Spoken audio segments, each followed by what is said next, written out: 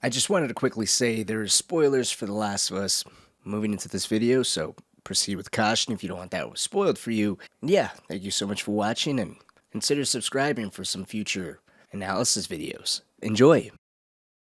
When it comes to The Last of Us, Joel and Ellie's relationship and really their own personal transformations become the center focus. Joel needs Ellie in order to claim back a sense of himself, a sense of his humanity, a deep vulnerability that was lost the day his daughter was taken from him. While Ellie's journey is one where we get to see her innocence slowly stripped away. Everything people must do in order to survive in this world is put on display front and center, and because Ellie's new to doing what it takes, such as taking the life of another breathing person, she helps give us a better grasp of how unsettling these actions can really be for a person.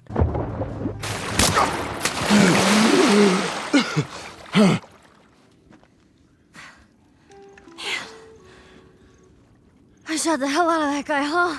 Unlike Joel, Tess, Tommy, or anyone else that has been fighting bandits and smugglers for the last 10 to 20 years, this is all new to her. It's not the same thing as killing an infected. It helps keep the tone from feeling like everyone in this world is just numb to it. They all live in a world that is especially cruel and hostile when it comes to the new order of things. The world is really the infecteds now. But as Bill says, it's not so much the infected, but people who are the most terrifying enemy, given their capacity and willingness to feign vulnerability, injury, or even a mindset and situation no different than the person they're facing. The game makes excellent examples of this, but no one personifies it better than David. Name's David. This here's my friend James. We're from a larger group. When it comes to David, I don't think it's just pure evil here. Sure, evil can take many faces, and there's different avenues and levels of extreme to it, but personally, I subscribe to the notion that evil is just doing something for the sake of it, doing things that could cause some physical and emotional distress to another person, all because you enjoy the thrill of their agony, with it going no deeper than that. David doesn't do something simply for the sake of his pure enjoyment. There's truth and some reason behind some of what he says and the things he tries to justify as right, even if they're not morally correct, or just because of the world that they're now living in.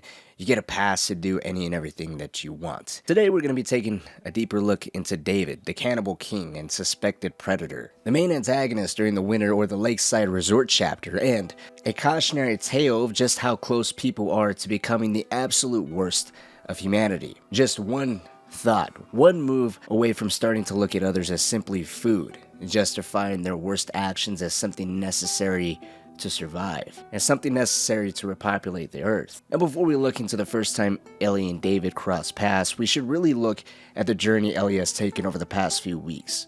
She's learned firsthand you can't trust strangers. During her time in Pittsburgh, these hunters pretended to be injured in order to get Joel to stop his vehicle so they could launch an ambush, rob, and possibly even kill Joel and Ellie. As Joel and Ellie moved through Pittsburgh, they witnessed other people get hunted and gunned down, reinforcing just how dangerous strangers can be. Even Bill, while technically friendly, shows just how uneasy even an ally can be when left alone long enough and hardened by all the personal pain and tragedy they must have suffered. Firsthand experiences such as this, along with Joel's own small glimpses into his past, dark moments and things he's done that he's not proud of and not particularly inclined to talk about.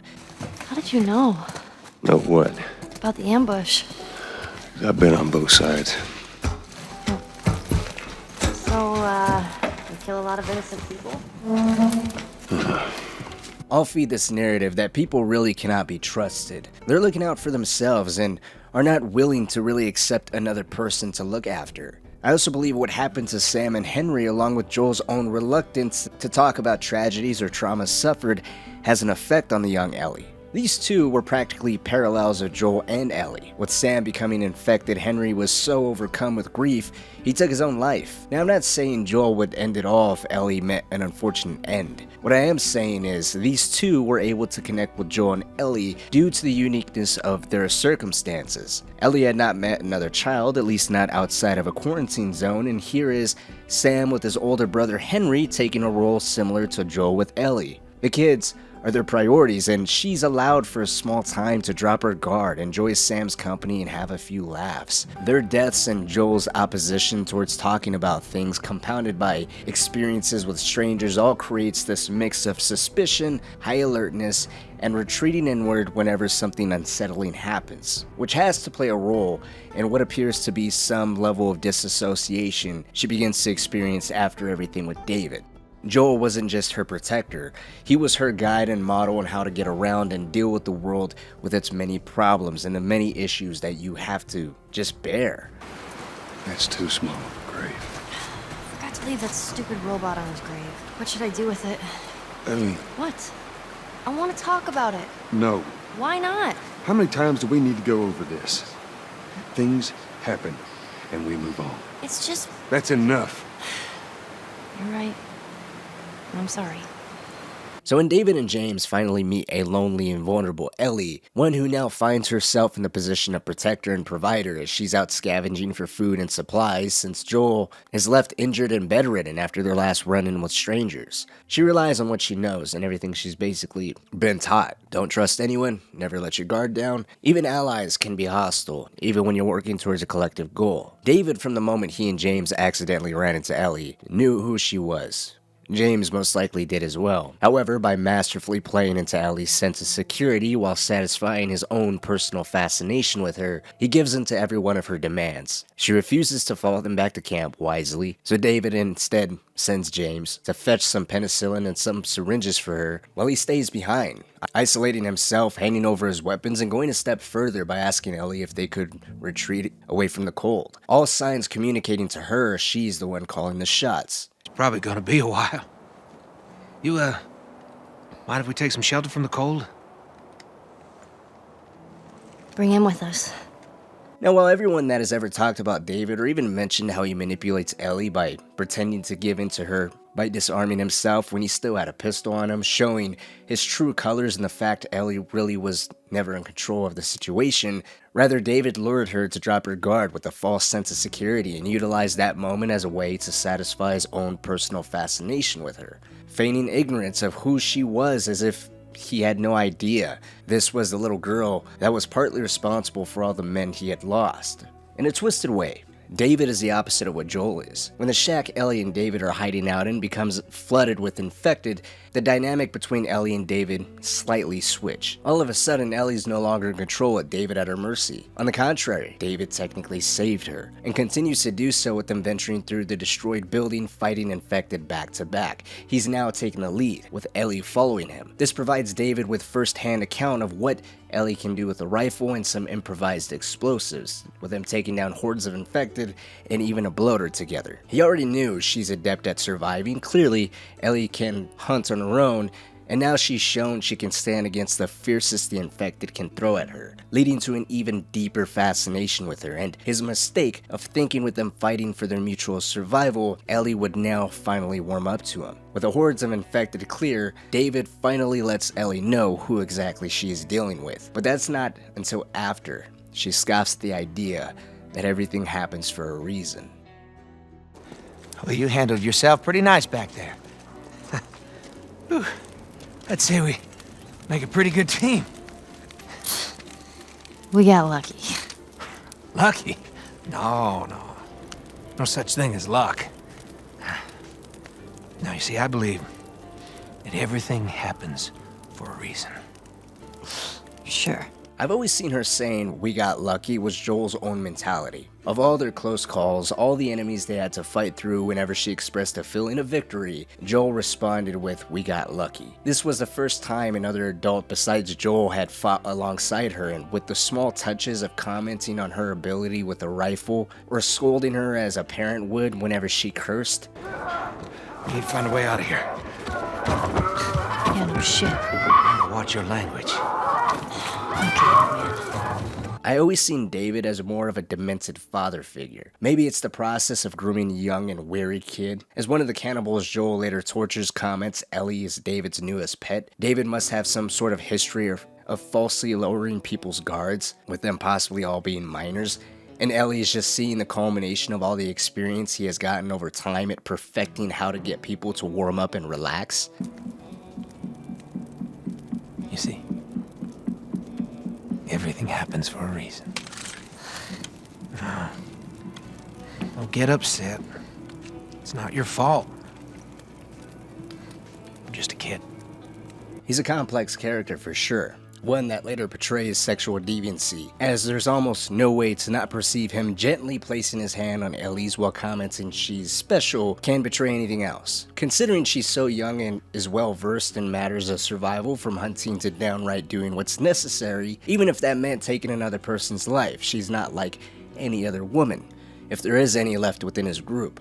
Which leads me to my next point of interest, David's pattern of seemingly genuine concern for Ellie. He does display seeing her as special due to some action we'll get into in just a second, but it's not as if David isn't concerned with other people's well-being in general. He does go out hunting for his group, ensuring they all eat, putting himself in danger instead of someone else. When Ellie kills James, David does betray some sadness at his death and says he was only doing his job. She shouldn't have killed him. When we look at his concern for Ellie, he starts with giving into her demands, instructing James to let her leave with their medicine, tracks her down and chokes her unconscious while claiming he's keeping her alive from other members in his group. Relax! Keeping you alive here. There you go.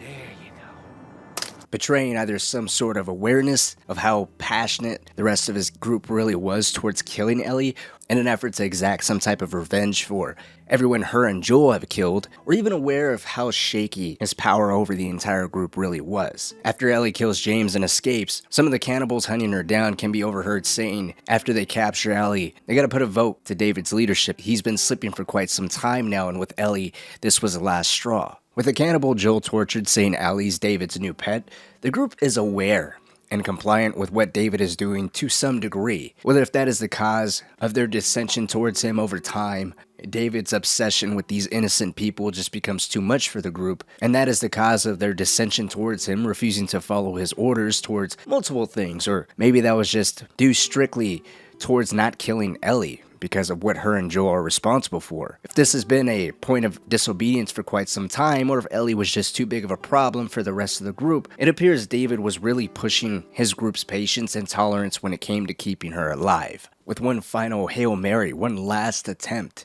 pleading to learn her name as a small move to convince the others that she can come around, that there's no point in killing her. David appears to only resort to violence when he absolutely has to. His entire demeanor is calming, designed to ease you into whatever pitch he's selling. With Ellie, it's only after he's put under so much pressure from the rest of his group to kill her for what she's done to so many of their members. Her breaking his finger and then topping it off with a giant fuck you makes him finally switch and look at her as something that he's not allowed to keep. The rest of the members are correct. You stupid little girl!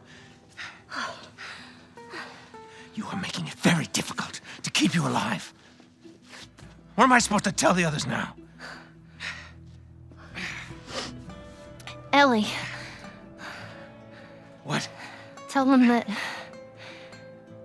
Ellie is the little girl that broke your fucking finger! How did you put it? Tiny pieces. This unleashes a ferocity that is the exact opposite of the calm behavior he had before. There's no denying there is an aggressive monster underneath, one that possibly hasn't been seen publicly by most of his group. Instead, everyone always gave him what he wanted. And with Ellie being so stubborn and difficult, we can see the monster underneath. What exactly happens when he's denied the very thing he wants most? Consistently being told no. But what about his philosophy of everything happening for a reason, and that they must do whatever they have to in order to survive by any means necessary? The former is something David genuinely believes in. During his final showdown with Ellie when they're trapped in the diner together, he says she shook his faith. So there is a sense of belief. There is a belief system here, a sense of understanding and a way to look at the world and events through a filter that helps him rationalize everything that's going on. On the other hand, by any means necessary, then David's attempt to sympathize with Ellie by claiming his group is no different than what her and Joel are doing. By killing people, neither side really have a choice. If we add all of this to the cannibals mentioning putting their leadership to a vote, and David attempting to rationalize the most unthinkable actions in a way that would make sense and become morally gray for anyone, not just for Ellie. I mean, with both sides, as I said, killing people, arguably, who's to say eating someone is that far off? When push comes to shove, people would do the unthinkable in order to satisfy their hunger or live another day. This is a group that's not exactly robbed of logic, reason, or even some structure within whatever culture or society they have going on. I kind of wish we knew just a little bit more about them, because upon looking into the discrepancies and unhappiness displayed by the group towards David, along with his belief in everything happening for a reason, his explanation of why they do the things that they do by any means necessary in order to survive, and then his patterns of hot and cold, really going against the group's best interests in order to get whatever he personally wanted. It's as if saying everything happens for a reason was his justification towards the victim at hand and the group, so that neither one could question what it was he thinks he was doing. Then whenever he was dissatisfied with the person, killing and eating them was the next step. Doing anything necessary to survive was a move and notion that the entire group would understand and be more than willing to get behind on. Of course, without a little more concrete proof, this is just speculation, and it does go against what the guy Joel is torturing says, or maybe it's just a dark joke around the group with them all secretly acknowledging his more pervert interests, turning a blind eye and just giving David whatever he wants. I wish there was a little more known about David and everything he had to overcome in his life in order to reach this point, contrasting him to Joel, who had cut himself off, refusing to experience any sort of emotional pain, preferring to seeing things as black and white, us or them. David appears to still have some sort of faith, a fraction of a belief system, something to still hang on to, because I still find it very odd that he scolded Ellie for cussing the way that he did. His belief system might be demented and warped, the new way the world has given full reign to all his desires, and a philosophy that was more than flexible enough to just get people to go along with what he was saying, without the need for a show of violence or an outburst of anger, even though he's proven he's more than capable of the two. His death and brutal hacking at the hands of Ellie by his own machete, followed by her withdrawal, goes to show everything David put her through definitely had a strong impact on her. The way she aggressively swings at him non-stop, it's not as if this is the first person who's tried to kill her. She's been through that and so much more, witnessing chopped up bodies, burning bodies, people get shot or shoot themselves, people she's developed a soft spot for become infected and meet their end. But no one has tried so hard to mess with her head, to lower her guard, and to open herself up in such a twisted way. As messed up as it is, this is also the first time Joel and Ellie actually embrace each other.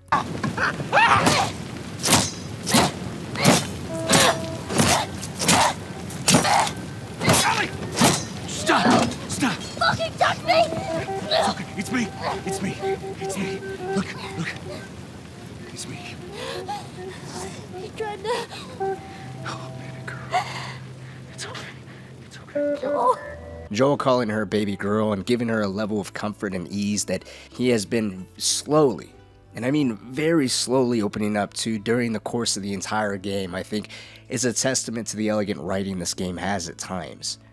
Through the horror of it all and all the trauma Ellie undoubtedly suffered because of him, David and the twisted perversions of his will always be a standout as a great villain in any video game series. And while his time on screen and his time as being a villain is so short, he's the one person that always stands out in the first game for me.